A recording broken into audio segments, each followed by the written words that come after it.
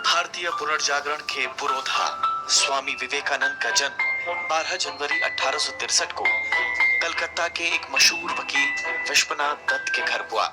माता भुवनेश्वरी देवी प्रेम से उन्हें वीरेश्वर पुकारती थी, लेकिन नामकरण संस्कार के समय उनका नाम नरेंद्र नाथ दत्त रखा गया। बंगाली परिवार में जन्मे नरेंद्र में बचपन से ही आध्यात्मिक पिपासा थी। कुशाग्र बुद्धि वाले नरेंद्र साथी बच्चों के साथ ही अध्यापकों से शरारत करने से भी नहीं चूकते थे। परिवार के धार्मिक और आध्यात्मिक वातावरण के प्रभाव से बालक नरेंद्र के मन में बचपन से ही धर्म और आध्यात्म के गहरे संस्कार पड़ गए। प्राथमिक शिक्षा पूरी करने के बाद नरेंद्र को कलकत्ता के मेट्रोपॉलिटन इंस्टीट्यूट में दाखिल करवाया गया। पढ़ाई के साथ ही खेलने, संगीत सीखने, घुड़सवारी करने में उनकी रुचि थी। नरेंद्र की स्मरण शक्ति अद्भुत थी।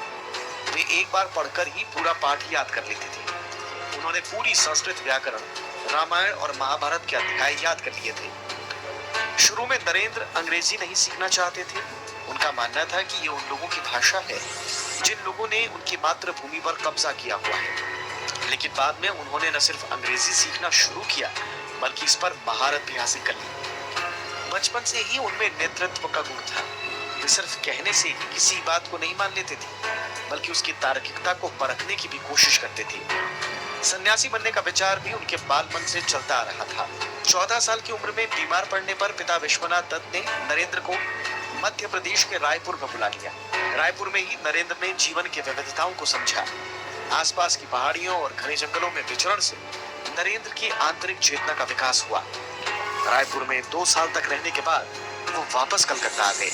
18 साल की उम्र में उन्होंने कलकत्ता के प्रेसिडेंसी कॉलेज में दाखिला लिया। कॉलेज के दिनों में उनकी ज्ञान पिपासा बढ़ती गई। उनकी शिक्षा जो आजकल की जैसे वेस्टर्न एजुकेशन उनका शिक्षा नहीं था। वो स्वामी परमहंस के भक्त थे।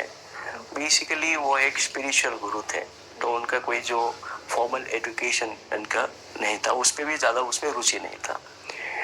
तो जो महापुरुष जो बनते हैं वो अपने ही जो लोग कहते हैं, वो स्पिरिचुअल लिटरेचर में कहते हैं कि एक जन्म में नहीं होता है, वो पहले जन्म से ही उनको होते हुए एक महापुरुष बनते हैं। उनको देखिए, उनका देहांत होता है हार्डली 39 ईयर्स में उनका देहांत हो जाता है। संसार की सच्चाई और सत्य की खोज जैसे प्रश्न उन्हें विद्रोही बनाने लगे। वे परंपराओं और रस्मों के प्रति भी सहज नहीं रहे। वे ईश्वर की मान्य धारणा के रहस्यों को सुलझाने में बेचैन होने लगे। इस दौरान 1881 में उनकी भेंट स्वामी रामकृष्ण परमहंस से हुई। रामकृष्ण परमहंस कलकत्ता में दक्षिणेश्वर काली मंदिर के पुजारी थे। परमहंस से भेंट के बाद नरेंद्र के जीवन में क्रांतिकारी परिवर्तन आ गया। शुरुआत में उन्होंने परमहंस की बातों पर भी संशय किया, लेकिन उलझन और प्रतिवाद के बाद विवेकानंद ने परमहंस को अपना गुरु और मार्ग प्रदर्शक बना लिया। 1886 में रामकृष्ण परमहंस के निधन के बाद विवेकानंद के जीवन और कार्यों को नया मोड़ मिला। शरीर त्यागने से पहले परमहंस ने नरेंद्र को अपने सारे शिष्यों का प्रमुख घोषित कर दिया। इसके बाद सन्यासी नाम विवेकानंद ने धारण किया और उन्होंने बराहनगर मठ की स्थापना की और यहाँ अपने आध्यात्मिक प्रयोग करने लगे। भारतीय मठ परंपरा का पालन करते हुए विवेकानंद ने कई सालों तक भारतीय उपमहाद्वीप के अलग अलग हिस्सों की यात्रा की। सन्यासी के रूप में भगवा वस्त्र धारण कर दंड और कमंडल लेकर देश भर की पैदल यात्रा की। पूरा भारत उनका घर बन गया था और सारे भारतीय उनके भाई बहन। परमहंस और विवेकानंद के संबंधों का, जो गुरु शिष्य का अटूट संबंध है, एक दूसरे के ऊपर पूरा विश्वास है। वो हमेशा जब नरेंद्र कह के बुलाए तो कहीं न कहीं एक बहुत बड़ी आत्मा का संबंध था। 1893 में अमेरिका के शिकागो की विश्व धर्म संसद विवेकानंद के जीवन में नया मोड़ साबित हुई। राजस्थान में खेतड़ी के राजा अजीत सिंह के आर्थिक सहयोग से स्वामी विवेकानंद शिकागो के धर्म संसद में शामिल हुए। यहाँ उन्होंने भारत की ओर से सनातन धर्म का प्रतिनिधित्व किया। 11 सितंबर 1993 को धर्म संसद में विवेकानंद के दिए उत्कृष्ट भाषण से पूरी दुनिया में भारत का मान बढ़ गया। करीब 4 साल तक उन्होंने अमेरिका के कई शहरों, लंदन और पेरिस में व्याख्यान दिए। उन्होंने जर्मनी, रूस और पूर्वी यूरोप की यात्राएं भी की। हर जगह उन्होंने वेदांत के संदेश का प्रचार किया। हर जगह उन्होंने समर्पित शिष्यों का समूह बनाया। 4 साल के गहन उपदेशों के बाद विवेकानंद भारत लौटे। स्वामी विवेकानंद ने 1 मई 1897 को कलकत्ता के बेलूर में रामकृष्ण मिशन की स्थापना की। इसके जरिए रामकृष्ण परमहंस के विचारों के साथ ही वेदांत ज्ञान के अध्ययन प्रचार को सुनिश्चित किया। विवेकानंद ने दीन दुखियों की सेवा को सबसे बड़ा धर्म बताया।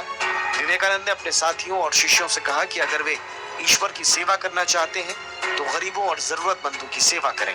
विवेकानंद का मानना था कि निर्धन और जरूरतमंदों के अंदर ही ईश्वर वास करता है। हालांकि अथक मेहनत की वजह से स्वामी विवेकानंद का स्वास्थ्य लगातार गिरते जा रहा था। दिसंबर 1898 में धर्म सम्मेलनों में हिस्सा लेने के लिए फिर से वो अमेरिका और यूरोपीय देशों में गए। वहां से भारत लौटने के बाद 4 जुलाई 1902 को विवेकानंद ने बेलूर मठ में अपने प्राण त्याग दिए। 39 साल की अल्प आयु में ही उन्होंने पूरी दुनिया में अध्यात्म की अलग जगाई। विवेकानंद भारत के आध्यात्मिक गगन के चमकते सूरज हैं, जिनके विचार और कार्य आज भी मानव समाज को आलोकित कर रहे हैं। ब्यूरो